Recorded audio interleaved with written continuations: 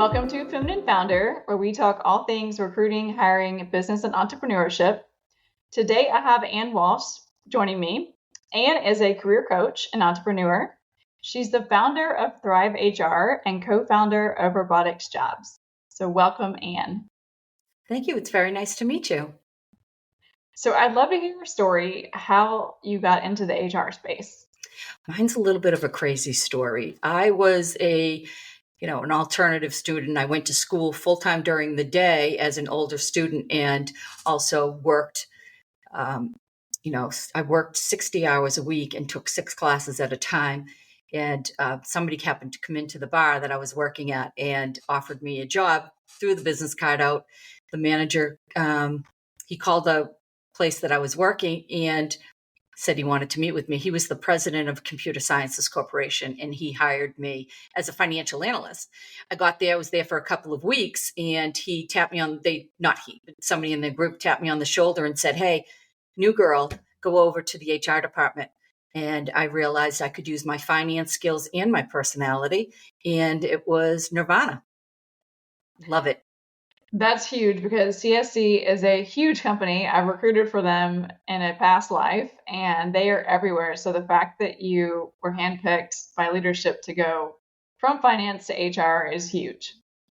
It was really interesting. I think it was just luck of the draw. I happened to be sitting next to the HR office. And then when she left, they were like, "All right, who can we just plop in there?" But I really crafted my career and honed it through the years after that. I became a recruiter and then went from recruiting to inside and then realized that I wanted to work in the technology sector. I worked for, very large consulting firms as a recruiter. And then I went over to the tech side in the startup world and I absolutely found my niche. I love the startup industry. I've been very blessed and lucky that I've been able to work with a lot of fabulous startups and see the growth. So speaking of startups, a lot of times we hear the word buzzword company culture. And when you're a startup, how do you know when to start making that important?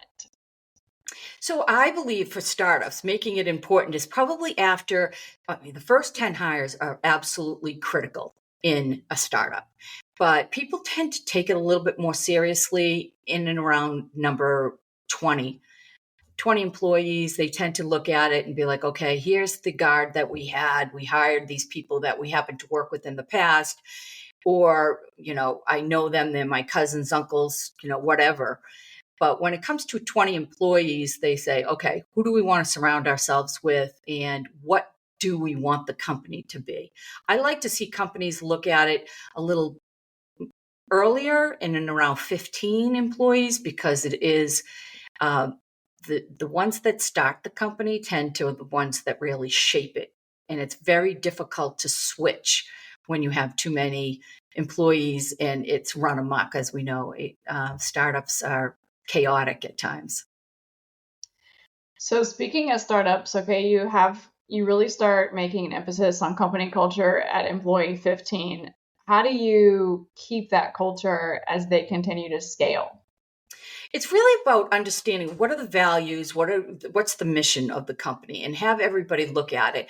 And then you build a program around. It's really grassroots at that time because if you bring in an HR person at that time, I've been number 14, I've been number 24, I've been like the lower numbers when they bring in somebody, as senior as me, they know where they want to go and what they need are the traditional programs at first, but it's all about feedback and moving very quickly and making decisions. And because you have to be very agile to work at a startup, you can't be wedded to what you're doing today because it could change tomorrow. But in having the right mindset really does enhance the culture. If you have somebody that's so dead set and this is the way we're going to do it, they're not going to make it. So you have to weed those people out very, very quickly. You don't want to be turning people over, especially when you're in the startup phase. You might be in, you could be seed round or Series A at that time. And you've invested in these employees. You don't want to, that's why we use recruiters a lot of times. You want to make sure you hire the right ones, and then they understand what you're trying to accomplish. But I do notice that the culture definitely shifts after 25 employees. And then the other milestone is about 50 to 60 employees, because people were generalists before. They were the 10th employee. They were involved in all the decision making. And then when you get to the 50, 60, you become a specialist. And then they don't really like that. They want to be involved in all the decision making. So the culture dynamic shifts.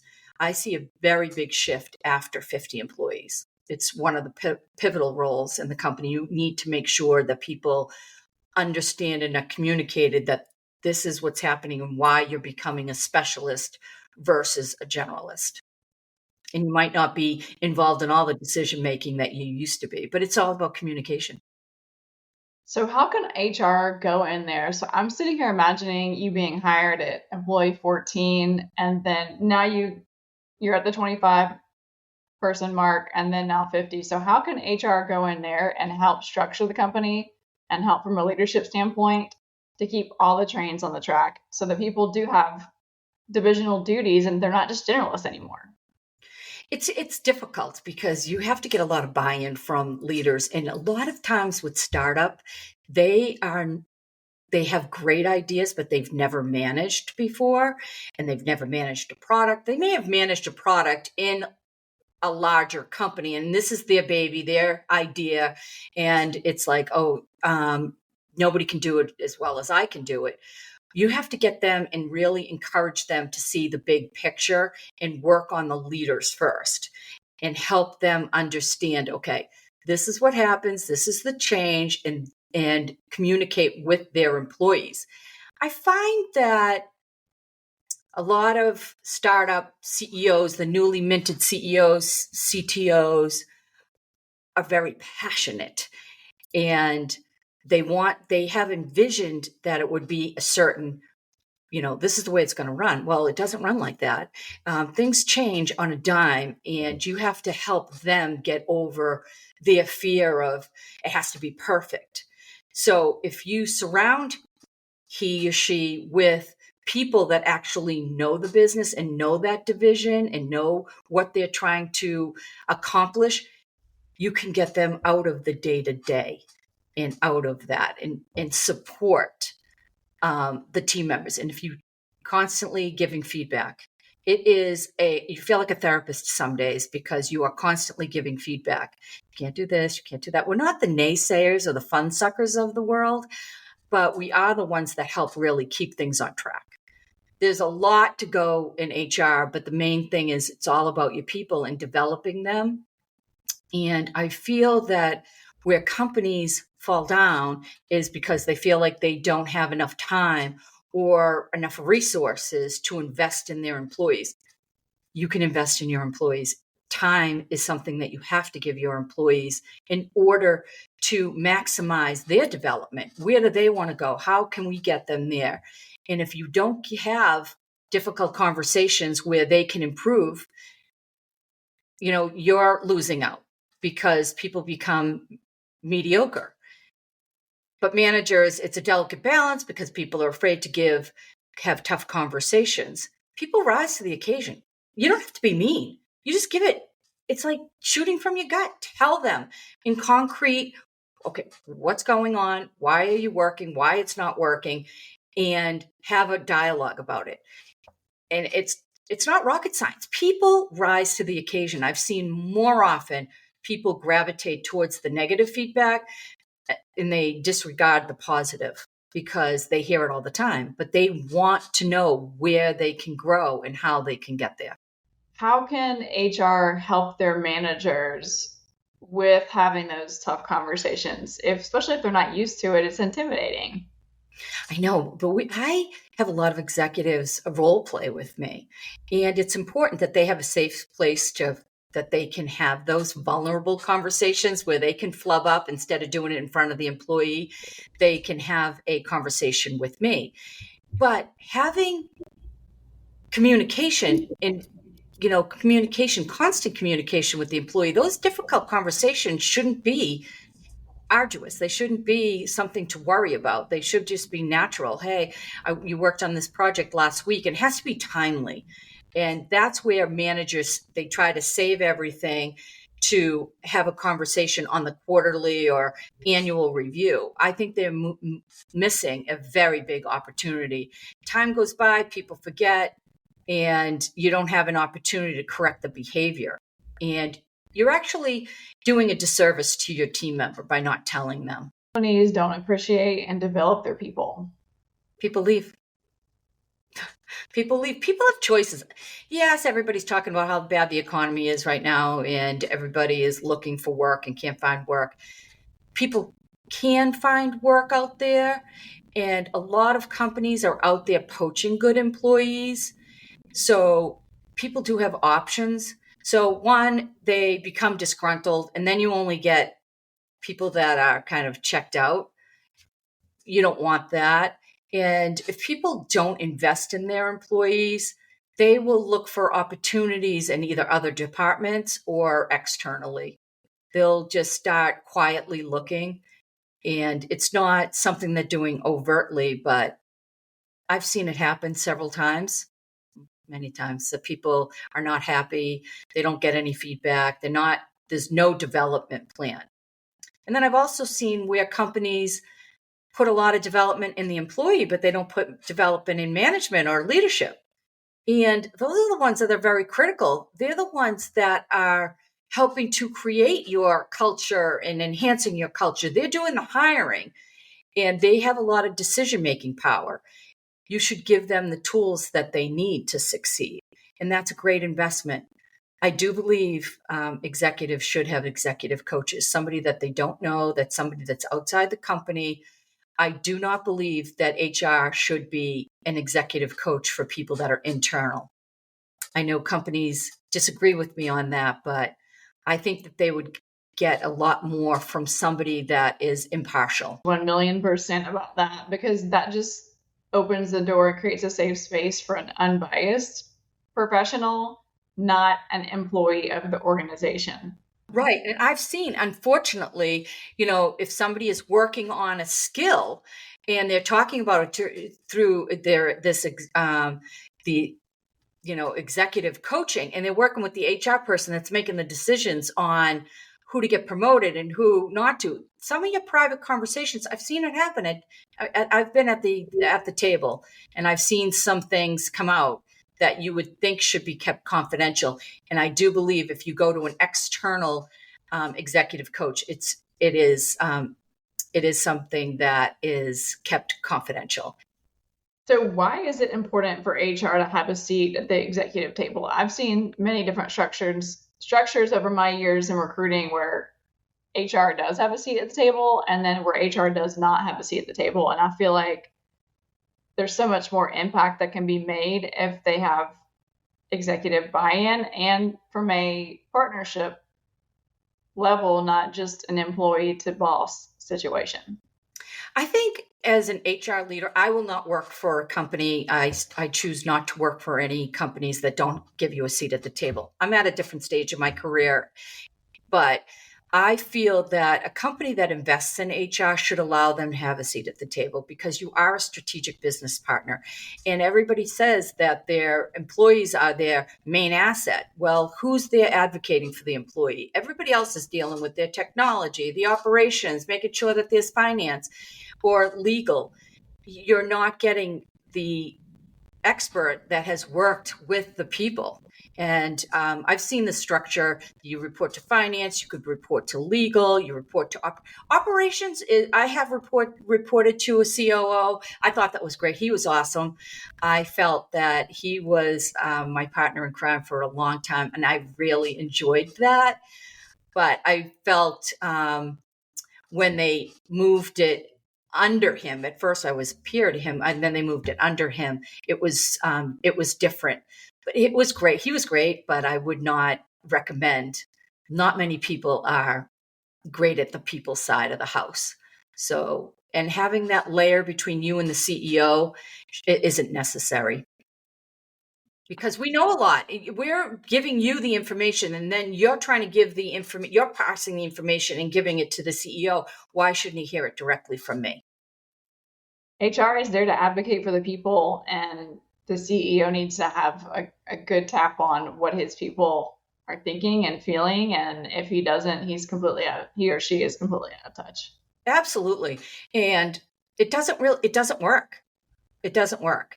It becomes filtered, and the message is filtered, and then they don't really understand the initiatives or why you're pushing back because it's filtered. And by the time you get the message to the CEO, they're already on to the next thing. I believe HR should have a seat at the table. Absolutely, without a doubt. How can HR create value added solutions to the executive team members? One is be a confidant and talk to about the employees and how to develop employees. Also teach them how to give feedback, but making sure that everyone has a career path, knows where they can go. Obviously, there are going to be superstars that always are ready for the next promotion, but there are always diamonds in the rough. And talk to them about, okay, let's talk about all your employees and not just the ones that are always getting the kudos and the accolades. Let's talk about who else is on your team. There are people that will be in the same role for their whole career, and there is nothing wrong with that. But we also need to let them know that we value them and that it's critical, and their role is critical to the company. But I feel that HR needs to be a strategic business partner, talk to them as equal, and be able to speak their mind. And if you have to dance around an executive that you're working with, I think you need to call that out as well. Yes, you're going to have difficult conversations and you're not going to agree. HR is not going to agree with every tactic and every move the executive team wants to make. But you have to look out for the betterment of the employees and understand why people are there, what motivates each person. It's very different. Some people are motivated by money. Some people are motivated by title. Some people are motivated by kudos. Some people are motivated. There's other people that just can't be motivated. And you have to work even though a person can be fantastic, the best engineer you have to be able to look at that with a critical eye and understand that that person is ruining the fabric of your culture and say goodbye. And that is always very difficult. The cost of a bad hire. And that's just what you mentioned right there it doesn't matter how good a person is at their job. If they're poisoning the team or the culture or spreading negativity, it's just not going to work, and it's not worth it. No, it's not. It is not worth it. And you have to say goodbye. And that is hard. That is hard. But also when you have to say goodbye is when employees have met their max. Like I know that I am a great HR advisor up to 200 employees. I am not the person that's going to bring you to the next level. You need to backfill me and hire somebody that will be, somebody that has big systems, understands the big play, that will bring you from 200 to 1,000 employees. I can bring you from 10 up to 200, which is a very big feat in itself. But you have to know when that it's time to move on from somebody. And I believe that people have a difficulty because they feel loyalty, but you're not doing the company any favors by keeping people just because you like them. And just because you like them doesn't mean that they belong. They're not adding value, and you have to look at things with a critical eye and be unbiased. Where do we need to go? Who do we have on our team? And if you have tough decisions to make, you have to look at everyone. And even though they've been with your company for 5 years, they're not adding value right now. They've been sullen, or they've done things a certain way, and they're at the point where they're just not going to learn or add value. You have to be able to say goodbye, even though that's really hard. And it is hard because I've been on the other end, that they have to say goodbye to me, but I typically know it's coming. And if you do it if you're a great manager, people should know that they've outgrown you. They're not firing you. They've just outgrown you. And as employees outgrow employers because they're not giving them the promotions that they need or the salary, or they don't feel as valued and they feel stagnant, It's just like the company on the other end. They have to look, okay, who's going to grow with us? Who has the talents to get us to the next level? And a lot of times startup people don't fit into the large picture. And that's where it becomes difficult. And you try everything. Yes, we will try everything to find a role for that person, but sometimes it just doesn't fit and you have to say goodbye. That's a tough conversation because you're right. You've got usually a lot of times those people have been there since the very beginning. And then, once they've outgrown the role or the company's outgrown them, it's like a breakup. Oh, it is. I was recently with the company for 3 years and it was a breakup, and I love them and I still love them. But when you leave, so as an HR executive, I've been on the other side. So I try to be very empathetic to the employee that we have to have this conversation with, because I am a consultant. I go in and I help build and then I move on, but it doesn't mean that I don't fall in love with them and the things that they're doing. And I'm very proud of what I've accomplished at that company. And I have very many dear friends there. It's just they needed to move on with somebody that had a different skill set than I do. And the woman's fantastic. That took my place. And I see her as just the future. And I'm very happy for them, even though I'm sad for me. I don't get to work with them every day, but it happens. And I do feel that being on the other side, understanding it, you can really help the manager have that conversation because you've been there receiving that conversation. And if you do it in a kind manner, it goes over well. And you treat people with dignity. You treat people well on the way in, once they hear about your brand, all the way through the whole process and the whole life cycle of working at that company. And if you do have to say goodbye, you treat them with the respect. And it doesn't diminish what they do and what they've done there. It's just time to move on. And it is a breakup. It is, I felt like I lost a boyfriend. It was sad, but you do get over it because you do want the best for them. It sounds like in that scenario, it's a win-win for both, even though it doesn't feel that great, but it's what's best for the company. And I have seen people I've had this conversation with people, and I've seen people move on. They're not happy about it. They're really angry about it. We've given plenty of notice, let them know. We've tried to find things for them internally. It just didn't happen. And then they found a job that really suits them. There's always something better coming along. I'm just an eternal optimist anyway, but I do believe something better is coming along. If one door closes, another one opens. And yes, it might take time, but as a company, we need to give them the resources to move on. You really should give them severance and help them deal with the 5 stages of grief after a job ends.